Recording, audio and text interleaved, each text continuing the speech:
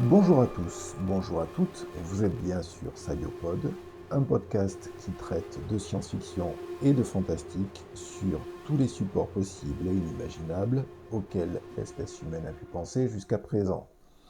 Alors, aujourd'hui, nous allons parler d'une série télé dans sa saison 2, ce sera True Blood. Mais avant ça, je tenais à commencer ce podcast en m'excusant vis-à-vis de deux choses, deux éléments. Tout d'abord, le podcast précédent, concernant Snowpiercer, il y a en effet un certain nombre de grésillements que je n'ai pas pu sortir au montage. Donc je suis vraiment désolé pour ça. Je n'ai pas fait attention au fait que j'avais plusieurs appareils qui fonctionnaient en même temps. J'étais baigné de toutes les ondes possibles et inimaginables, Wi-Fi, Bluetooth, etc.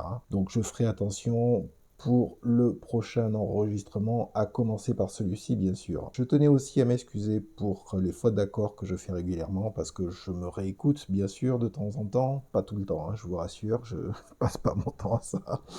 Mais il m'arrive de me réécouter, ne serait-ce que pour checker la qualité de ce que je fais. Et j'ai remarqué que sur les 3-4 derniers, il y avait des fautes d'accord qui étaient tellement grosses, tellement évidentes. Mais ce sont des fautes d'accord, en effet, que je fais de manière assez régulière et dont je suis coutumier. Et donc, ce sont des fautes qui sont souvent bien bêtes, des fautes d'accord, féminin, masculin. Au pluriel, ça se voit pas trop parce que au pluriel, c'est sur la page. Mais c'est vrai que ça m'arrive de manière assez régulière. Et bon, je tenais à m'excuser. Et en même temps, je vais quand même essayer de pallier à ce défaut récurrent.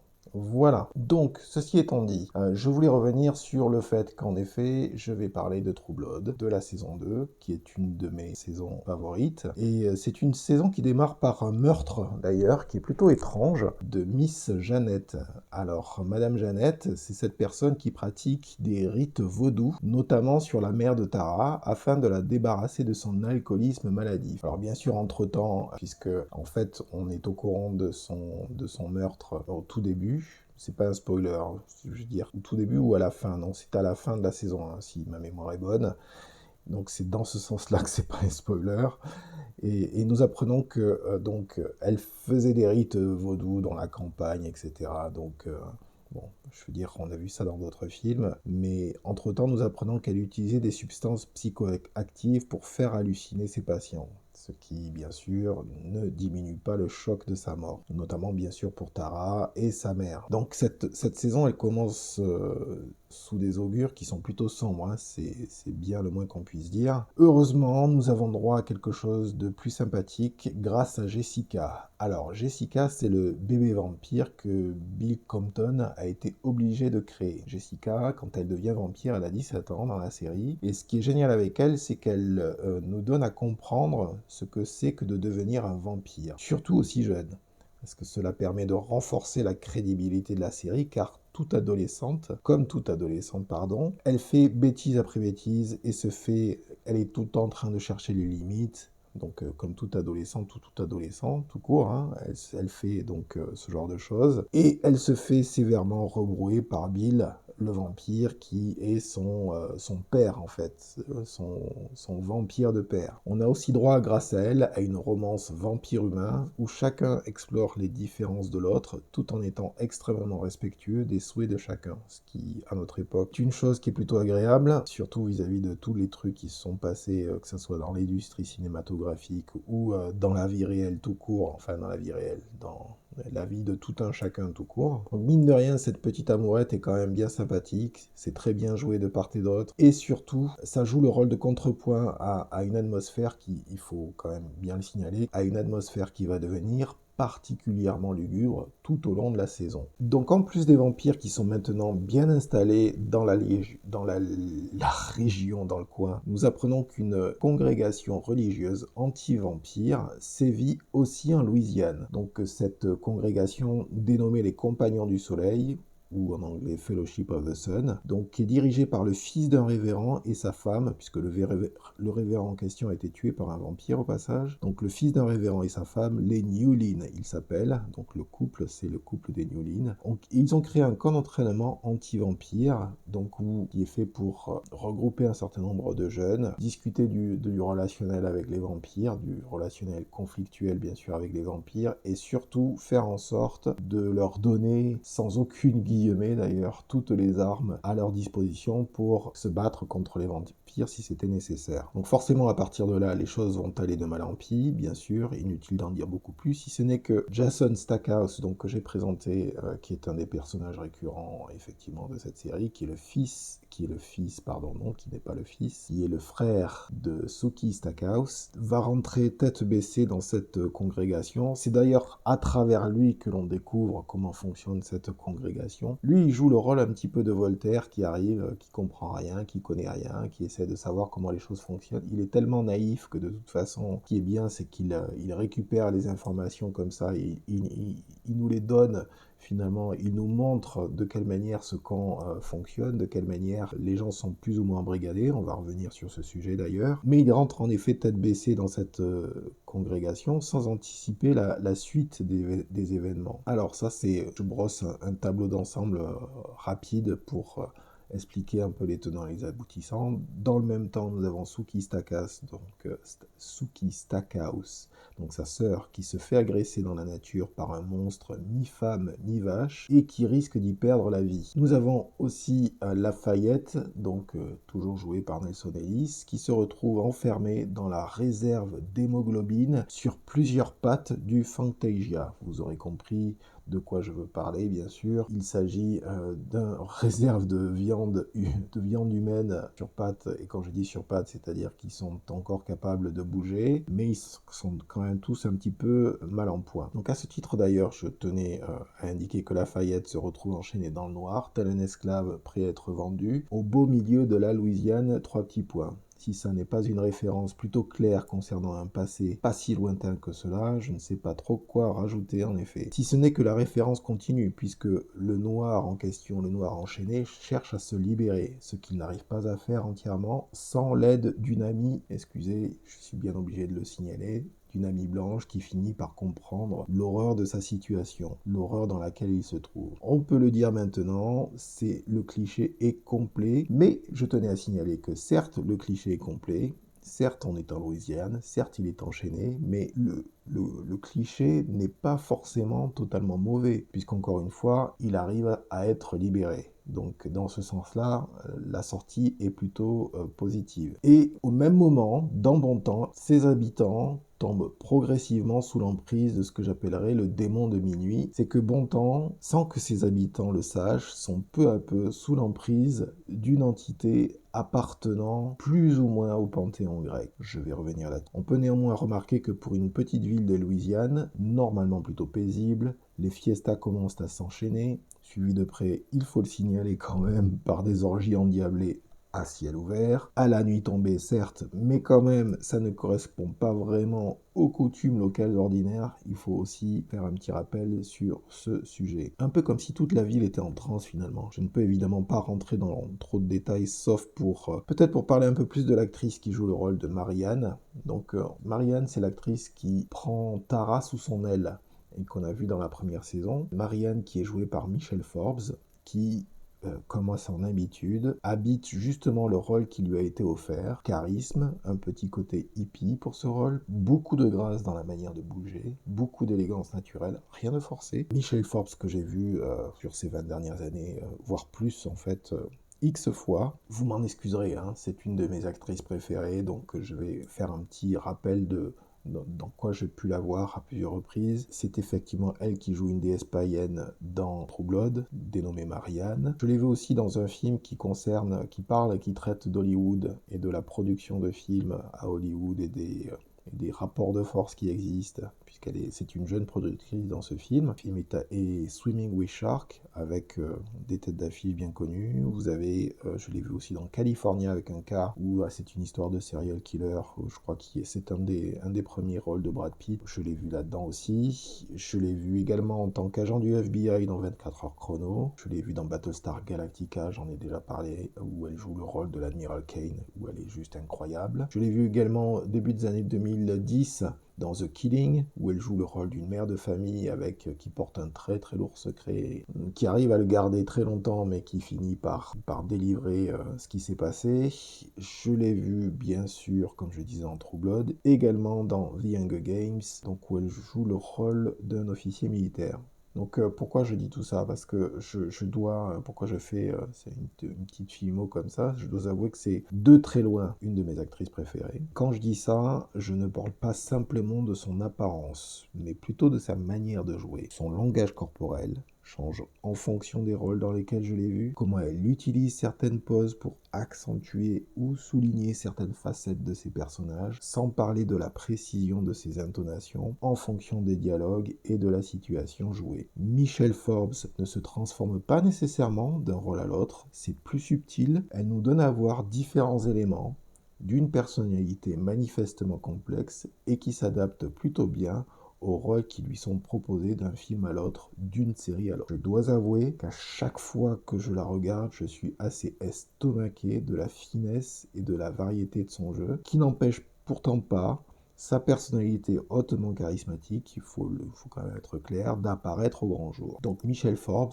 joue le rôle d'une prêtresse de Dionysos. Dionysos qui est le dieu de la fête, le dieu du vin, le dieu grec de la fête et du vin. Et ce que l'on sait de ce dieu en résumé, comme je viens juste de le dire, c'est qu'il aime les fiestas et aussi les orgies, autrement nommées, comme il se doit, de bacchanales, lors de la période romaine, en référence à Bacchus, qui est le nom romain, bien entendu, de Dionysos. Et en prêtresse loyale de son dieu, Marianne sait comment rendre une foule totalement hypnotisée, prête à tous les excès, ce qui bien sûr nous est montré et démontré à chacune de ses apparitions à l'écran. Ce qui devient très intéressant avec cette série, c'est que la dimension politique et religieuse commence à prendre beaucoup d'importance. Bien sûr, un conflit humain-vampire commence à prendre forme, les différentes intrigues, machinations commencent par une tension non dissimulée dans le journal, au journal local, où l'on aperçoit des débats houleux entre chrétiens des Compagnons du Soleil et la représentante des vampires que l'on reverra également, le représentant aussi, le fameux représentant des chrétiens Compagnons du Soleil, on va le revoir et ça va être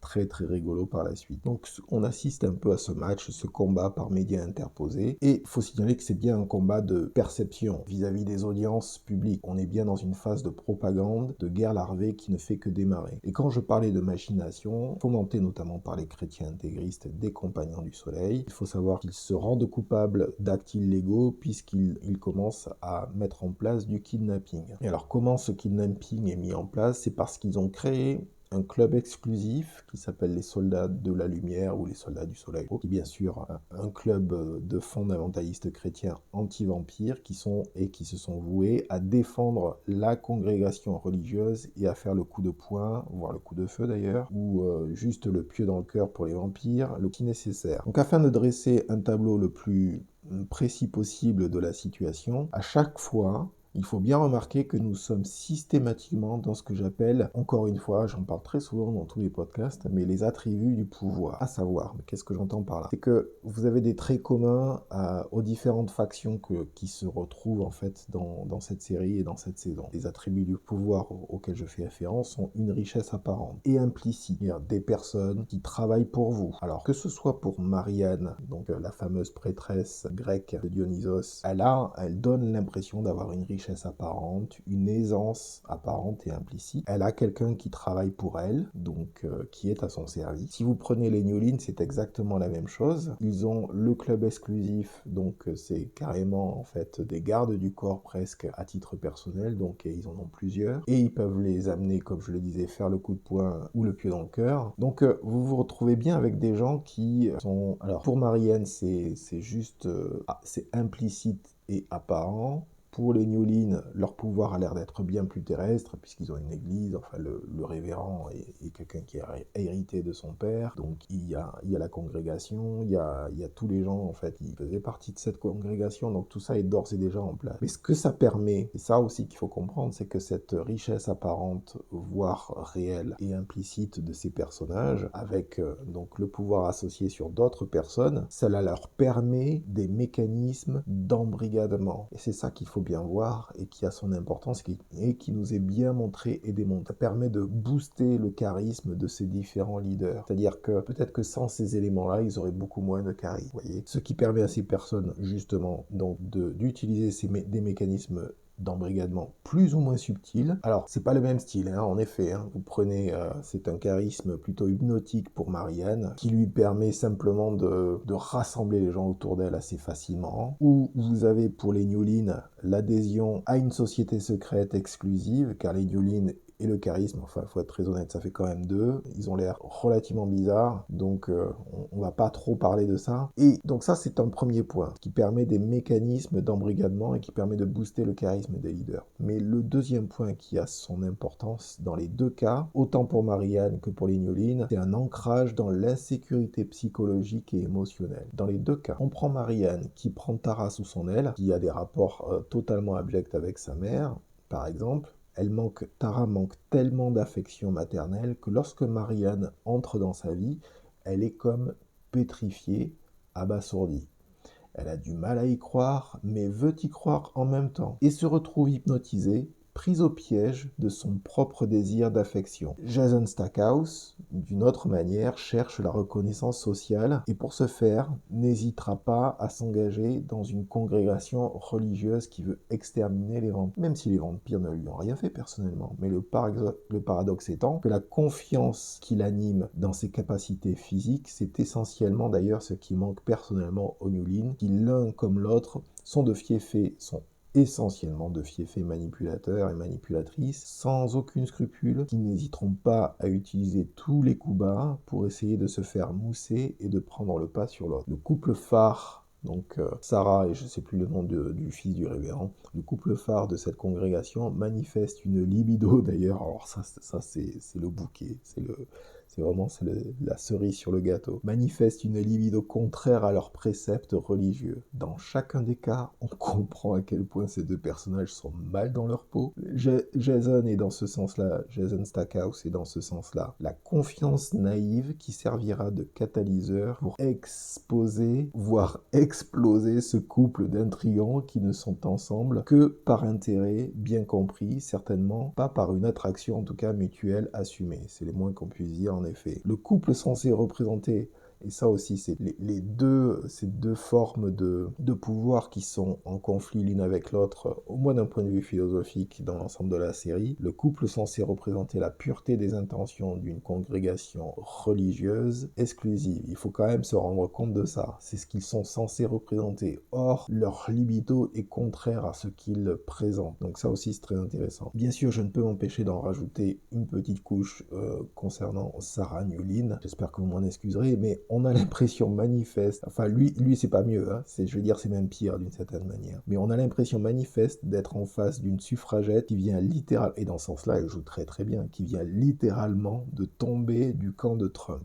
même si le camp de Trump n'existait pas encore au moment où la série a été développée. On va un peu d'ailleurs de parler de son apparence, mais enfin essentiellement ça d'ailleurs, ça sent l'artifice, son apparence sent l'artifice, dans le genre poupée Barbie, blonde, présentatrice de Fox News, elle n'aurait pas dépareillé, tel un clone démultiplié à l'identique par une chaîne télé qui cache un programme génétique. Totalement à l'opposé de cette hypocrite sur pattes, nous avons Marianne, une prêtresse grecque qui croit tellement fort en sa destinée qu'elle en est devenue immortelle, moyennant quelques sacrifices humains au passage bien sûr. Elle répand la luxure et les orgies, certes, mais elle au moins croit profondément à ce qu'elle fait. Et c'est ça aussi qui est à différencier de la congrégation religieuse, il y a une pureté, entre guillemets, des intentions. C'est un peu comme si la puissance psychoactive de sa foi avait un effet rajeunissant sur elle. Bien sûr, un ensemble d'adorateurs et d'adoratrices, ça aide un peu également. Alors, sans trop dévoiler quoi que ce soit de l'histoire, nous faisons la connaissance d'un très vieux vampire de 15 000 ans, pardon, pas de 15 000 ans, de 1500 ans environ, qui lui commence à en avoir un peu marre de son immortalité. Alors, comme je dis, je ne vais pas dévoiler quoi que ce soit de l'histoire en question, mais plutôt des thématiques. Ce que l'on voit, c'est que il y a des thématiques qui opposent la pureté intérieure, pas nécessairement extérieure, la pureté intérieure, à la cacophonie intérieure. Mais là aussi, avec les immortels, c'est comme un jeu de billard en fait. Vous avez aussi une comparaison entre la sagesse intérieure et la folie intérieure. Parce que Marianne, elle est un peu folle, faut être très clair. C'est quelqu'un qui existe depuis l'époque grecque d'il y a donc plus de 2000 ans. enfin 2000 ans environ, je veux dire avec tous ces rituels et tous les pouvoirs qui lui sont associés, enfin elle est bon, c'est un être fantastique, etc. Bien sûr, on est pas du tout dans des notions de réalisme, mais il y a quand même l'expression d'une certaine folie, malgré la pureté de ses intentions, malgré, etc. Il y a l'expression d'une certaine folie, et c'est ça qui est intéressant. Et à contrario, on rencontre un personnage qui a donc 1500 ans, et qui, lui, est d'une très très grande sagesse. Enfin, très très grande. C'est pas tant que ça soit grande, c'est qu'il a accepté qui il était, il a accepté comment il devait être, et il a accepté d'être dans une recherche d'équilibre plutôt que dans une recherche de ses limites systématiquement. Il faut être clair aussi, c'est quelqu'un qui commence à en avoir un peu marre de son immortalité. C'est un très vieux vampire qui pourtant a l'air d'avoir 25 ans au passage, mais en gros, c'est quelqu'un qui a suffisamment vécu. Et comme il a suffisamment vécu, il en a juste assez. C'est un vrai Bouddha comparé aux autres excentriques qui s'accrochent à leurs vieux jours comme ils le peuvent. Je pense bien entendu évidemment à Marianne. Il a l'air de se rendre compte qu'avoir trop d'années au compteur finit par rendre fou.